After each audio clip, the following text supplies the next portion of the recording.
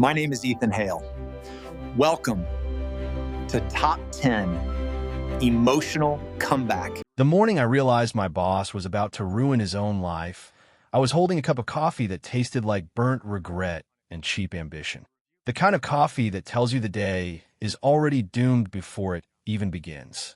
I hadn't even taken a full sip when I heard my name echo through the room like a bad omen. But before I take you there, let me ask you something real quick. Please like this video and listen to my story till the end and let me know which city you're listening from.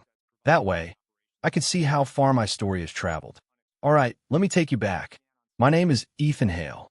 I'm 47 years old, and for more than 2 decades, I've lived in server rooms instead of boardrooms. 8 years in the Navy. 15 years handling systems that don't forgive mistakes. The kind of machines that don't crash politely. They crash loudly, and they take careers with them. I was standing in the back of the conference room, right where the hum of the servers leaked through the wall. That sound? That's my comfort zone. That's where things make sense. Blinking lights, steady fans, quiet rules. No buzzwords. No fake smiles. And then there was Blake Turner. Blake had been our new VP of technology for exactly 3 weeks. 3 weeks. Fresh suit, blindingly white teeth, and a vocabulary that sounded like it was downloaded from a business podcast. He said synergy so much I started counting in my head like a drinking game. I would have been on the floor by 9:10 a.m. He tapped the mic at the front of the room, and it screeched. People flinched. Someone dropped a pen. The room smelled like stale donuts and fear. 20 of us packed in like we were waiting for a storm warning. Team. Family. Rock stars. Blake said, flashing that smile that never quite reached his eyes. We're entering a bold new era. I checked my watch. 9:04 a.m. I had exactly 6 minutes before my daily encryption cycle. 6 minutes before I needed to be somewhere that actually mattered. Blake kept talking. Cloud first. Lean forward. Disruptive innovation. The words floated around like balloons with no strings. Pretty. Useless. Then his voice dropped. You know that tone. The one people use right before they pull the rug out from under you. We need to trim the fat, he said softly. Shed the legacy weight. The room went quiet. You could hear the air vents. You could hear someone's stomach growl. I swear I could hear my own heartbeat, slow and steady, like it already knew what was coming. Blake turned and pointed at me. Not just pointed. Finger guns. He actually did finger guns. Ethan, he said, you're a legend around here. A few people glanced back at me. Some pity. Some relief it wasn't them. But Blake continued, your role is redundant. That word hit harder than I expected. Redundant. After 23 years of missed holidays, late nights, and keeping systems alive while everyone else slept, we're moving to automated infrastructure, he said. The old on-prem hardware, dinosaur tech. Today's your last day. I didn't shout. I didn't argue. I just felt this cold, clean calm wash over me. The same feeling I get when I spot a critical error in a system log. Not panic. Focus. Is that so? I asked. Blake smirked. HR has your packet. Then he added, almost as an afterthought, oh, and leave the company laptop. Asset retention. Most people would have lost it right there. And I almost did. My hands actually curled into fists for half a second. Because it wasn't a normal laptop. It was a heavy, matte black terminal sitting on my desk. Reinforced ports. Biometric scanner. The kind of machine that doesn't belong to companies. It belongs to governments. The kind of machine that ruins lives if you treat it like office equipment. You sure about that hardware? I asked. It's company property now, Blake snapped. You're fired. Security will walk you out. So we ended up in my office. Him standing there like he owned the world. Me holding a piece of federally classified equipment like it was a cursed object in a horror movie. He reached for it. That's when I knew. I knew this man had no idea what he was about to touch. Blake, I said quietly, this terminal requires clearance. He laughed. Actually laughed. It's just a laptop, Ethan. I flipped it over and showed him the metal plate riveted into the chassis. Property of the United States government. Unauthorized access punishable by federal prison. He barely looked. Scare tactics, he said. Hand it over. And that's when something inside me just let go. A little sad laugh slipped out of my chest. Not angry. Not bitter. Just this soft kind of laugh you make when you realize someone is walking into a storm and thinks it's sunshine. I sat on the desk. "Good luck," I said. He was already turning away, already calling for security, already moving on to his next optimization. I walked out calm, too calm, sat in my truck and watched him through the glass walls, pacing, talking, celebrating. He looked like a man dancing on a landmine. If you've ever had a boss who thought confidence was the same thing as competence, take a second and tap like. You're not alone in this, I promise. I didn't go home. I drove to a diner 30 minutes away, ordered coffee and pie, sat there for 2 hours just breathing, letting the timeline separate itself, letting the logs do their quiet, beautiful work. When I finally opened my personal laptop and checked the asset portal, my stomach dropped. Terminal 2, active. He had turned it on, and that's where the real story begins. Because the moment that screen lit up, somewhere far away, a system started watching. And it never blinks. You think firing me was Blake's biggest mistake? Wait until you see what he typed into that machine 5 minutes later. The screen glowed like a quiet accusation in the dim corner of my kitchen. I stared at it, coffee going cold in my hand, heart doing that slow, heavy thump that tells you something bad is already in motion and you're just catching up to it. The asset portal loaded in its usual ugly gray. No fancy design, no friendly buttons. Just cold, honest text. Terminal 1, offline. Safe. Terminal 2, active. Terminal 2, the one I had just handed to Blake Turner with a sad little smile and a wish for good luck. I laughed. Not a happy laugh. The kind that slips out when you realize the universe has a dark sense of humor. "Oh, Blake," I whispered to the empty room. "You really did it." The logs started populating in real time. Lines of amber text rolling down the screen like a confession written by a machine that doesn't care about excuses. 11:42 a.m. Hard reset initiated. 11:45 a.m. BIOS challenge failed. 11:46 a.m. BIOS challenge failed. He was trying to brute force it. I pictured him back in my old office, sleeves rolled up, tie tossed aside, playing hero. The young executive cracking the dinosaur tech. Probably high-fiving someone. Probably saying my name like it was a punchline. Another line appeared. 11:50 a.m. Admin override attempted. User, Turner_admin. I actually snorted. Couldn't help it. A soft, disbelieving laugh bubbled out of my chest. He was trying to open a federal vault with a corporate password. That's like walking up to a battleship and knocking on the door with a library card. Every failed attempt wasn't just being recorded locally. It was being mirrored somewhere far, far away by people who don't send warning emails. People who send cars. Then the color of the log changed. Red. My stomach sank so fast it felt like I'd missed a step on a staircase. 12:05 p.m. Perimeter breach alert. Intrusion detected. He had connected it to the internet. I stood up so fast my chair scraped across the floor. My heart started pounding now, not slow and steady anymore, but fast, loud, like it was trying to warn the rest of me to run. These machines don't touch public networks. Ever. They live in digital isolation, sealed off like monks in a mountain temple. Blake had just dragged one into the middle of a street parade and handed it a megaphone. For a moment, just a moment, I reached for my phone. I could still save him. I could call, tell him to unplug it, tell him to stop, to walk away, to pretend none of this ever happened. I could save his career. I could save the company's contract. I could save everyone a lot of pain. My thumb hovered over the screen. Then I heard his voice in my head. Redundant. My hand fell back to my side. If I was redundant, so were my warnings. I opened my email instead and typed an address I hadn't used in a long time. Agent Marcus Reed, Pentagon Oversight. A man with a voice like gravel and a reputation for turning small problems into court cases. My fingers moved carefully. Calm. Precise. The way you write when you know every word might be read aloud in a room full of very serious people. I told him everything. The termination. The transfer of custody. The warnings ignored. The activity I was watching unfold in real time. When I hit send, I felt this strange mix of relief and sadness wash over me.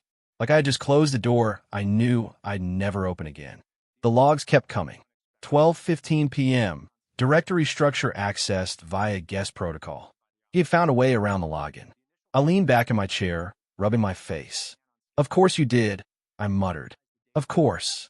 I could picture his grin, the victory lap, the I told you so speech forming in his head.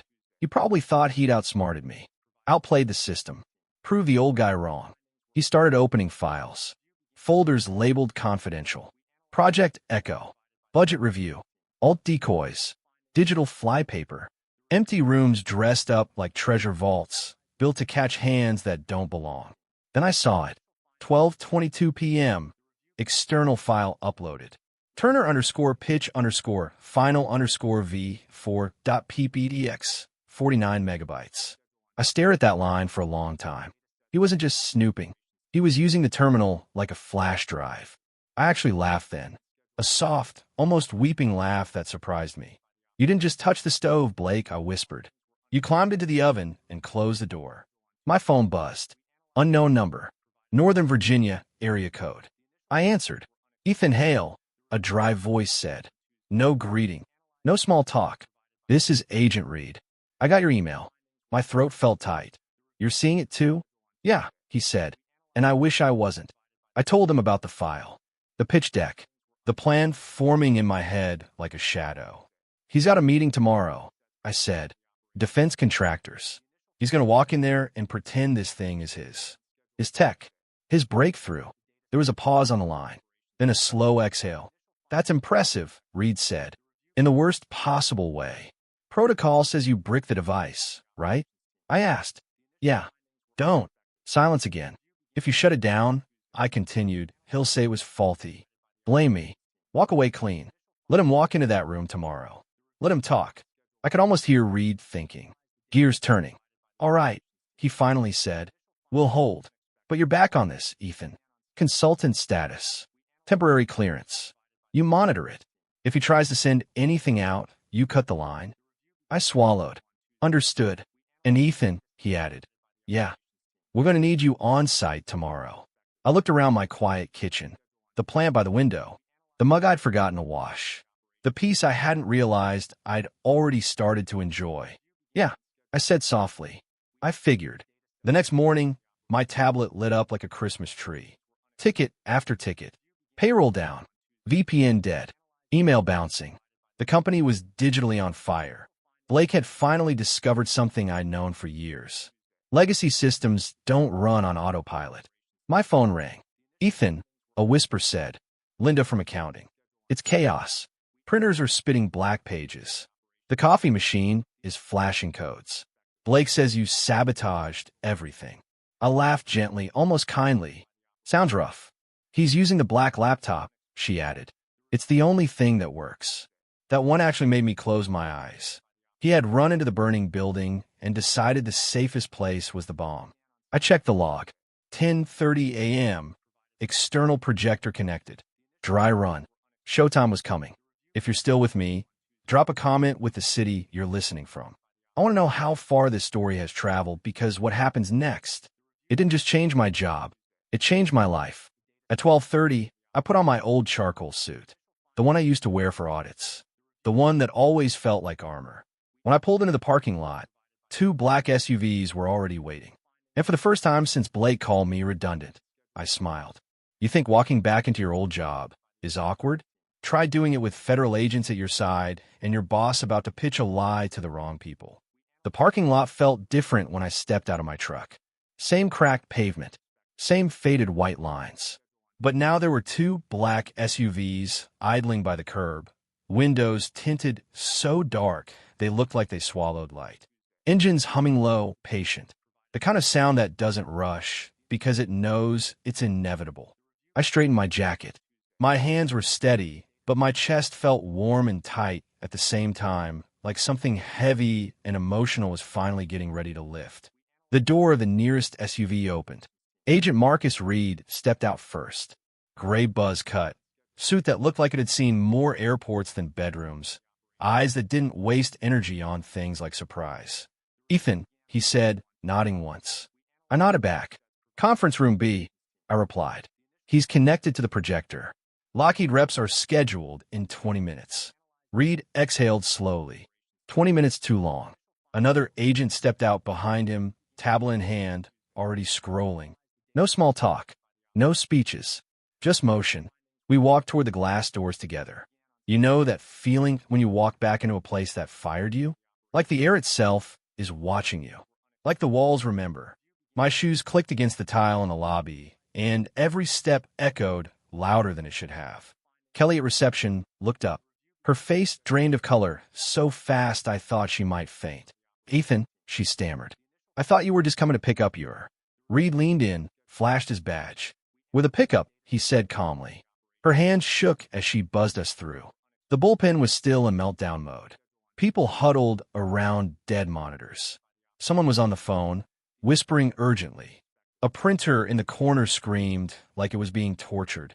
And then they saw me, the guy who got fired, walking in with federal agents. A hush rolled through the room like a wave. Conversations died mid-sentence. Chairs stopped squeaking. I caught Linda's eye across the floor.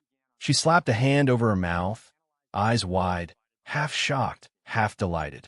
I gave her the tiniest wink. She almost laughed out loud. We reached the conference room door. Blake's voice carried through the glass, confident, smooth, like he was already winning. And that's why Patriot Dynamics is positioned as the exclusive partner for next-generation defense analytics. Reed looked at me. "After you." My hand rested on the door for a second. I don't know why. Maybe I just needed to feel the moment. The weight of it. The symmetry. Then I pushed. The lights were dimmed inside. Blake stood at the head of the table, sleeves rolled up, laser pointer in hand. The black terminal glowed behind him, slides projected in blue and white, buzzwords floating across the wall like corporate poetry. He was mid-gesture when he saw me. "What the hell, Ethan?" he snapped. Security was supposed to. Then he noticed the silhouettes behind me.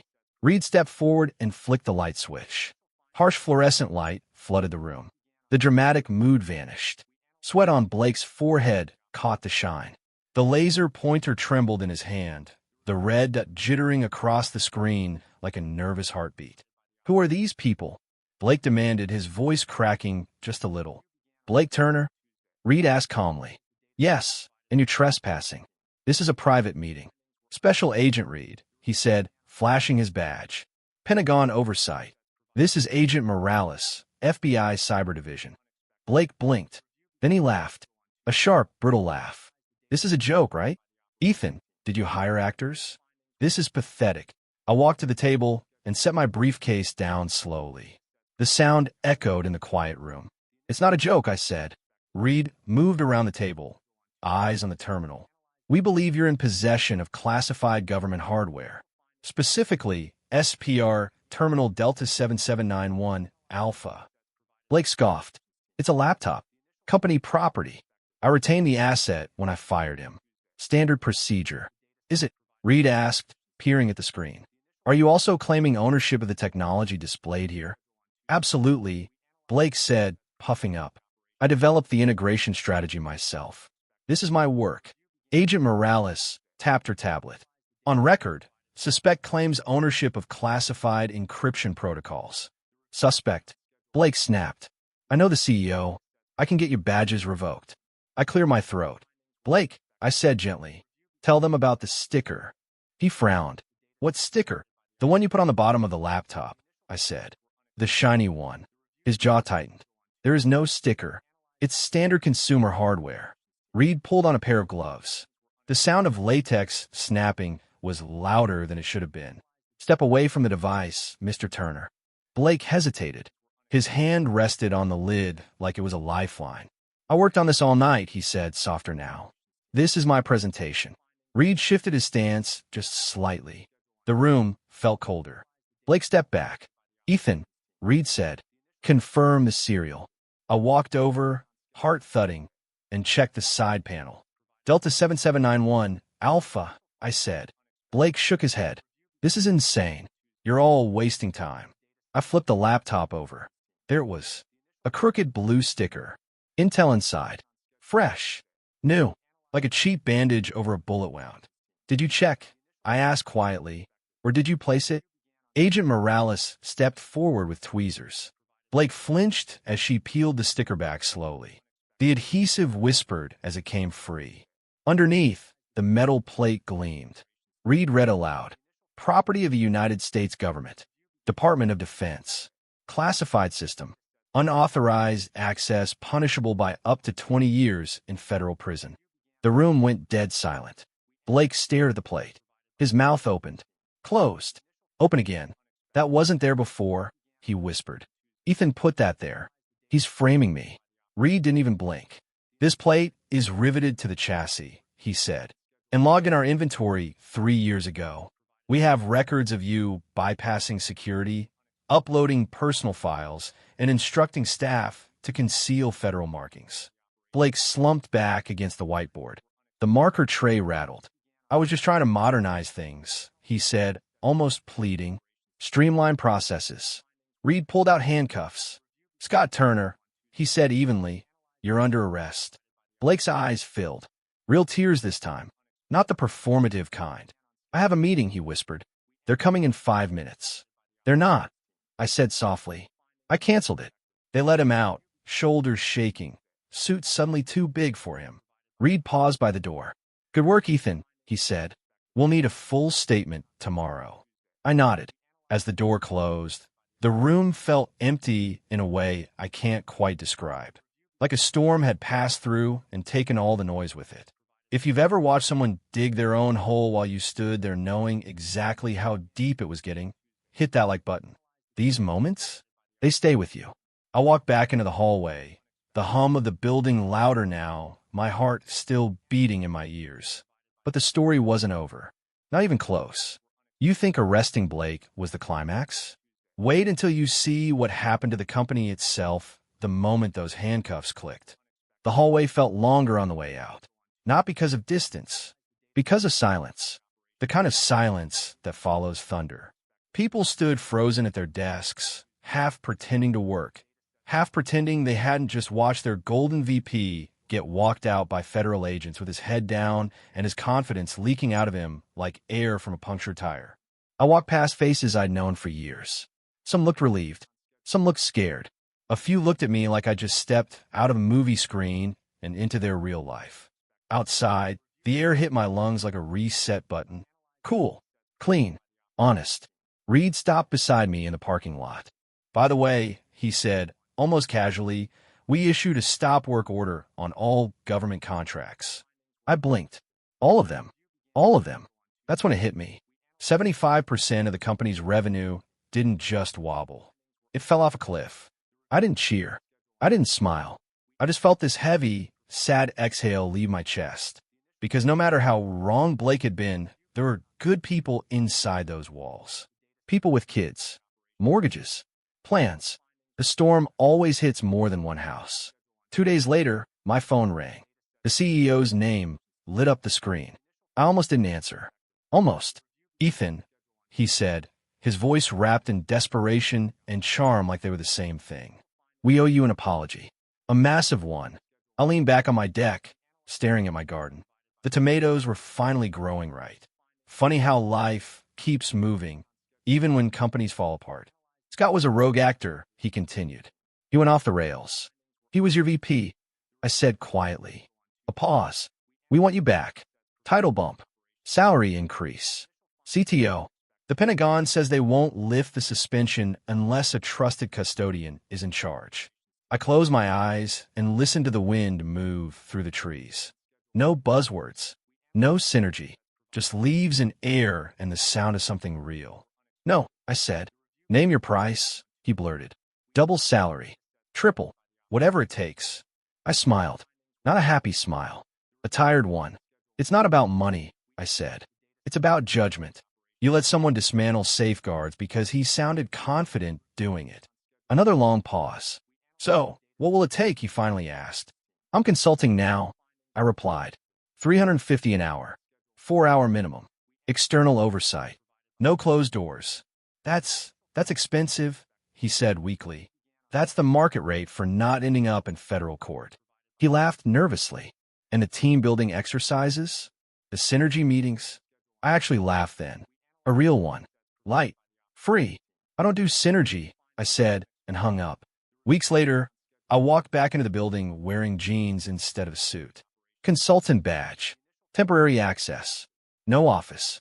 No politics. Just systems. I logged into the admin console like I had 1,000 times before. The screen loaded, familiar and comforting. A list of users scrolled past. And there it was. Turner_admin disabled.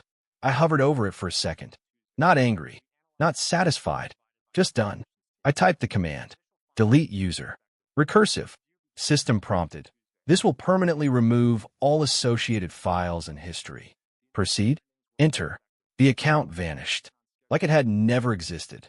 I leaned back in my chair and let out a slow breath that felt like it had been stuck in my chest for years. Outside, autumn air drifted through an open window. Cool. Honest. Quiet. Sometimes, the best revenge isn't winning. It's stepping aside and letting incompetence trip over its own feet. If you've ever been underestimated, overlooked, or told you were outdated, take a second and hit like. You don't need to shout to be powerful. Sometimes you just need to be right. I shut down the terminal and walked out into the sunlight. But there's one last thing I need to tell you. Because Blake's story didn't really end that day. And neither did mine. You think this was about a job? About a laptop? Wait until you hear what Blake is facing now. And what this whole mess taught me about standing your ground when the world tells you you're obsolete. I thought the story would end the day the handcuffs clicked. I really did. I thought that was the moment you roll credits, take a deep breath, and walk away into some peaceful, symbolic sunset. But life doesn't work like that.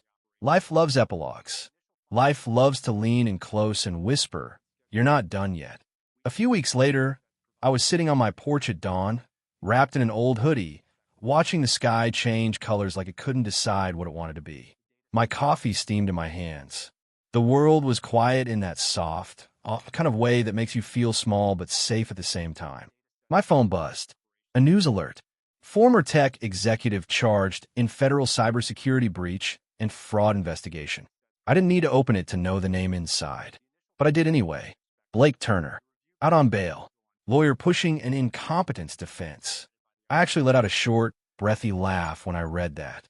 Not because it was funny, because it was painfully honest. Sometimes the truth shows up wearing the most uncomfortable outfit. The fraud charges were sticking. The fake pitch deck. The claim that he procured government hardware. The attempt to pass off decoy data as live military analytics.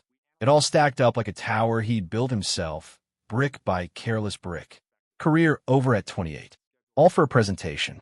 I leaned back in my chair and stared at the ceiling, feeling this strange mix of sadness and relief roll through me. He wasn't a villain in a movie. He was just a kid in an expensive vest who thought confidence could replace understanding. And the world doesn't forgive that. Patriot dynamics, yeah, I still call by the old name sometimes, eventually call me back. Not as an employee, not as a hero, as a necessity. Twice a week, I walk in wearing jeans and a plain jacket. No badge with a fancy title. No office with a door. I fix things. I sit in the server room, listening to the fans hum like a steady heartbeat. I trace cables. I check logs. I clean up messes that don't make headlines, but keep the lights on for everyone else. And every time I log in, I see it. The empty space where Blake's account used to be. No more disruption. No more buzzwords. No more grand speeches about the future while ignoring the present. Just systems doing what they were designed to do. I realized something one afternoon while I was tightening a loose rack screw, hands dirty, knees sore. True authority doesn't come from standing at the front of a room with a laser pointer.